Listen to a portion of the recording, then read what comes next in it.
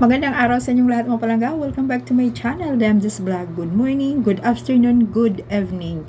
So, pag-usapan natin si Alden kasi mayroon kasi sa Facebook, yung mga fans din niya, siyempre, nagpo-post-post kasi bago nga yung endorsement ni Alden, diba? Sa kay Miss Glenda. Nako, mayroon dong nagko-comments na yung mistisa nga daw ang gusto ni Alden, baka yan na daw ang niligawan.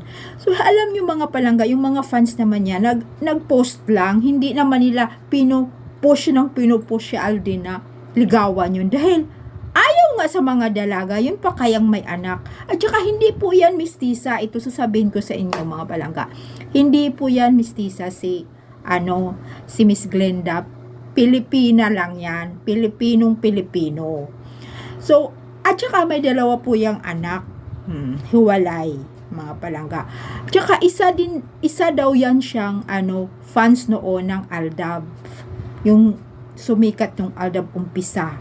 Siyempre ngayon, nagkaroon siya ng negosyo, lumago, kasi yung mga binibintan niya, yung kumpanya niya, para pang, balat, pang skin, kung pampakinis. Siyempre nga, ang mga Pilipino gusto kasing pumuti. Lumago, talagang napakalakas, yumaman po siya. So ngayon, siyempre kaya niya nang lapitan si Alden. Pero nalapitan naman niya noon. Hindi naman din siya kagandahan. Siyempre nga, malakas yung glutathione ng kanyang mga binibinta. Siyempre, sarili na rin niya. Or siya sa ibang, kasi ang dami na niyang pera.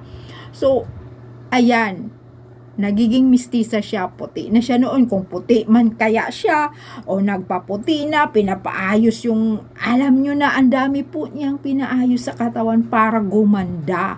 Hindi po yan tipo ng type ni Alden. Naku, at saka may asawa na si Alden. Bakit pa siya naghahanap? Mga ginugulo lang. Naku.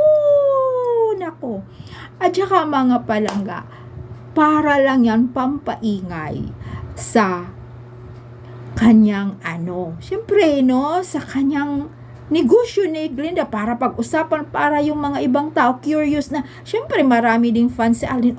Sino ba yan? Para siyempre pampaano ng mga tao yun, para bibilhin.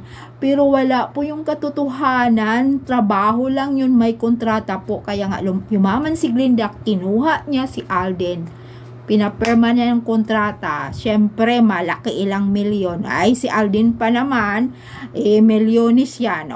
Yan ang trabaho niya. At siyempre lang siya, ilang years ang kontrata niya, 2 years ganun. Siyempre kailangan niya na siya ang mag-i-endorse, siya ang maglabas ng na yon